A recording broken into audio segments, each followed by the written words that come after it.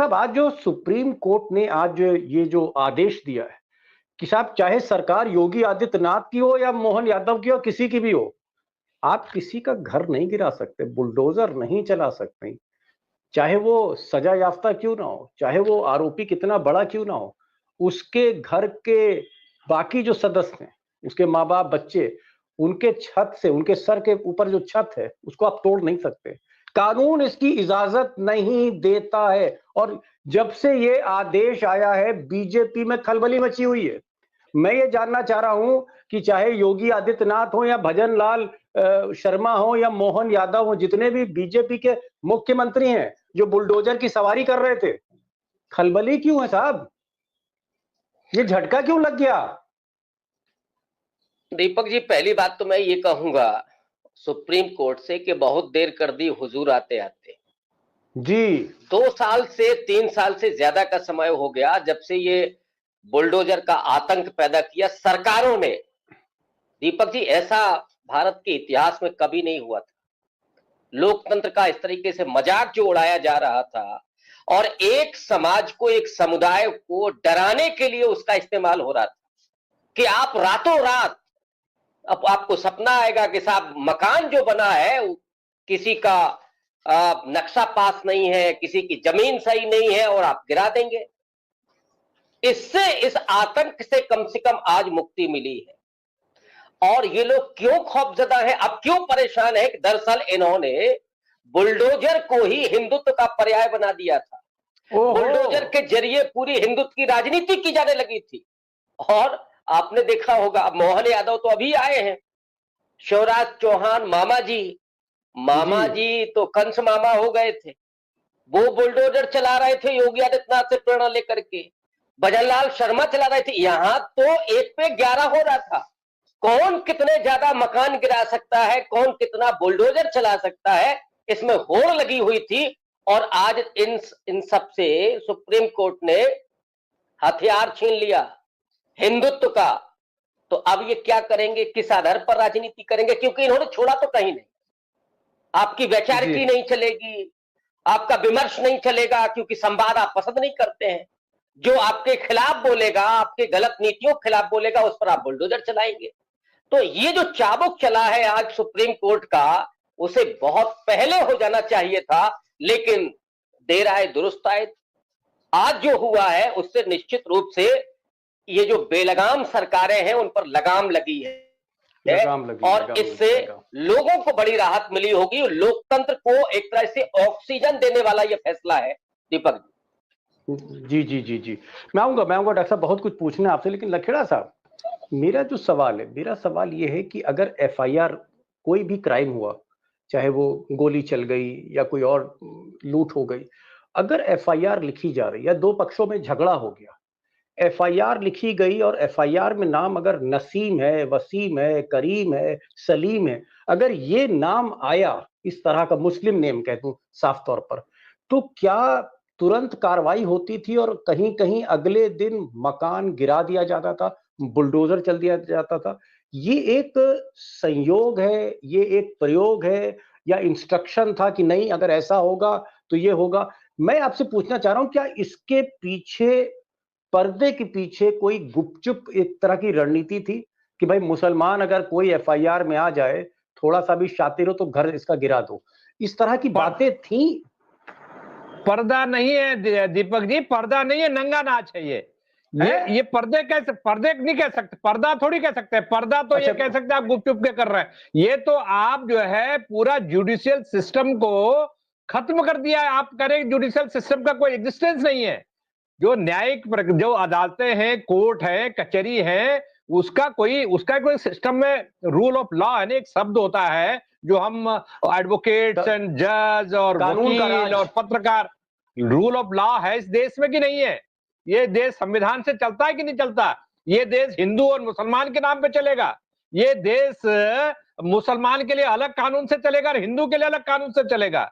ये जो 2022 जून 2022 से ये हालांकि इसका सिस्टम शुरू हो गया था 2019 से, लेकिन 2022 में कानपुर में मोहम्मद जावेद जो सोशल एक्टिविस्ट थे, बिजनेसमैन थे, उन्होंने नुपुर शर्मा ने को जब प्रोफेट मोहम्मद को के खिलाफ टिप्पणी के मामले में वहां प्रदर्शन हुए, धरना हुआ, तो नुपुर शर्मा को गिरफ्तार नहीं किया, जिसकी वजह से दंगा फसाद हुआ।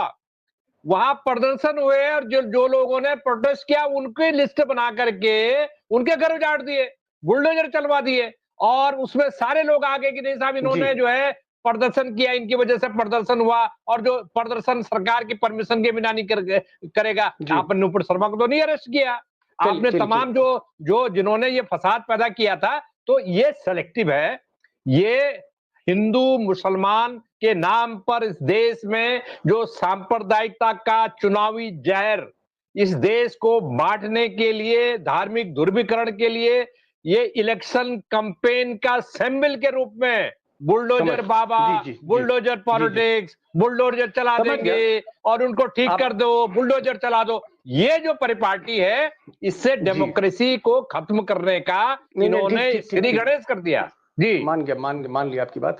आप ये कहना चाह रहे हैं कि कप्तान और जिला अधिकारी यानी एसएसपी और डिस्ट्रिक्ट मजिस्ट्रेट अगर यही जज हो जाएंगे और बिना किसी सोची समझी रणनीति के तहत कानून की किताब देखे बिना, खोले बिना, अगर किसी का घर उजाड़ देंगे, अगर उसका नाम वसीम या करीम है, तो ये सिर्फ और सिर्फ चुनावी राजनीति को लेकर, माहौल गर्म करने को लेकर इसका इस्तेमाल बुलडोजर का हो रहा था। लेकिन यहाँ पर एक चीज और पूछना चाहूंगा प्रोफेसर साहब, आप तो उत्तर प्रदेश का चप्पा चप्पा आपने चुनाव पर कवर किया, क्या पंचायत चुनाव हो, जिला अध्यक्ष का चुनाव हो, विधानसभा का कोई बाई इलेक्शन हो, क्या ये बातें सही हैं कि समाजवादी पार्टी अगर मजबूती से लड़ रही है तो पता लगा कि साहब जो समाजवादी पार्टी का उम्मीदवार है या उसका जो चाचा है, जो फाइनेंसर है इटावा में, मैनपुरी में, कहीं भी, उसके यहाँ घर पर भी बुलडोजर चलते थे? क्या कहीं ना कहीं बुलडोजर का इस्तेमाल चुनाव में हथियार के तौर पर हो रहा था उत्तर प्रदेश में? मैं ये जानना चाह रहा हूँ।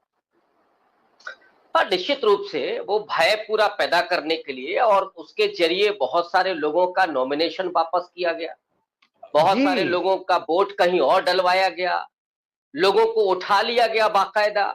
ये जो चल रहा पूरा भय का, मतलब पूरा आतंक का माहौल, समाजवादी पार्टी या कांग्रेस का कोई उम्मीदवार पर्चा भरने जा रहा है तो बुलडोजर दिखा दिया जाता था कि देखो भाई ये बुलडोजर है, गब्बर सिंह आ रहा है तुम्हारे घर पे कल सुबह, नामांकन वापस ले लो। इस तरह की चीजें होती थी, बुलडोजर गब्बर बन गया था। एकदम इसमें कोई शक नहीं है, और लगता ही नहीं था कि कोई कानून का राज है। इसीलिए दीपक जी, डॉक्टर अंबेडकर ने इस एक बात को कहा था कि संविधान कितना ही अच्छा क्यों ना हो, अगर उसको लागू करने वाले लोग बुरे हैं तो वो संविधान बुरा साबित होगा। कानून का उपयोग कौन कर रहा है, दुरुपयोग कौन कर रहा है? तो आप केवल मुसलमान है, और मैं एक और उद्घाटन कर दूंगा आपके चैनल पे जी दीपक जी, जितना बुरा हाल इस समय थानों का है, वहां पर खुलेआम ये चलता है कि मुस्लिम अगर किसी भी मामले में कहीं भी दिखता है, दूर भी दिखता है, उसको उठा लो और इतना पैसा उससे लो। और ये बात मैं जब कह रहा हूं तो बहुत जिम्मेदारी से कह रहा हूं, एक नहीं कई थानेदारों ने ये मुझे बताया है कि ये पूरे तरीके से यही चल रहा है कि मुसलमान है तो इतना पैसा वसूल करो कि उसका घर बिक जाए। एक तरफ तो ये आलम है, और दूसरी तरफ जो प्रशासन है, जो सरकार है, केवल नसीम, करीम, अलीम ये अगर नाम होगा तो आप उसके घर पर बुलडोजर चला देंगे। ये चल क्या रहा है इस देश में? कोई कानून नहीं है, कोई न्याय नहीं है, कोई संविधान नहीं है, सब कुछ ताक पर रख करके आप केवल आतंक पैदा करना चाहते हैं। जब वो वोट डालने जाए तो आप लाठियां बरसाते हैं, जब वो चुनाव पर्चा भरने जाए तो आपका बुलडोजर खड़ा हो जाता है। ये है क्या? मुझे लगता है आज जो सुप्रीम कोर्ट ने किया है वो बहुत बड़ा सबक है इस राजनीति को। और हिंदुत्व की राजनीति का आलम तो दीपक जी ये हो गया, हमारे हिंदू धर्म में जो देवी देवता है उन सबके अपने अस्त्र शस्त्र हैं। योगी बाबा को बुलडोजर बाबा बना दिया साहब, एक नया ईश्वर पैदा कर दिया। अब सोचिए आप किस तरह के प्रतीक हम कर रहे हैं भय पैदा करने के लिए। ये लोकतंत्र में नहीं संभव है। हर व्यक्ति का सम्मान है यहां, चाहे वो महात्मा हो, चाहे मजदूर हो, चाहे वो किसान हो, चाहे वो दलित हो, चाहे रिक्शा वाला ही क्यों ना हो, हर व्यक्ति की अपनी गरिमा है। जी लेकिन धर्म के आधार पर, जाति के आधार पर इस तरह की प्रताड़ना ये संविधान के खिलाफ है, कानून के खिलाफ है, और इसीलिए आज सुप्रीम कोर्ट का फैसला बहुत स्वागत योग्य है। स्वागत योग फैसला। खैर ये बात सही है, देर आए दुरुस्त आए, लेकिन कम से कम हिम्मत दिखाई सुप्रीम कोर्ट ने, वरना जिस तरह से जुडिशरी कंप्रोमाइज थी, जिस तरह से मीडिया अभी भी कंप्रोमाइज्ड है, इस तरह की अगर पिटिशंस होती थी, अगर इस तरह से कोई गुहार भी लगाता था, चाहे इलाहाबाद हाई कोर्ट हो, चाहे सेशन कोर्ट हो, चाहे निचली अदालतें हो, कोई सुनवाई नहीं होती थी। लखेड़ा साहब, आपको क्या लगता है कि धीरे धीरे अब जुडिशरी का मूड भी बदल रहा है? क्योंकि ये बात सही है कि जुडिशरी आज से कुछ बरस पहले एकदम चुप थी, खामोश थी, और कभी कभी तो ऐसा लगता था कि इंसाफ मिलेगा नहीं। लेकिन क्या जुडिशरी भी समझ रही है कि भाई मोदी जी बैसाखी पर हैं, अब चली चला की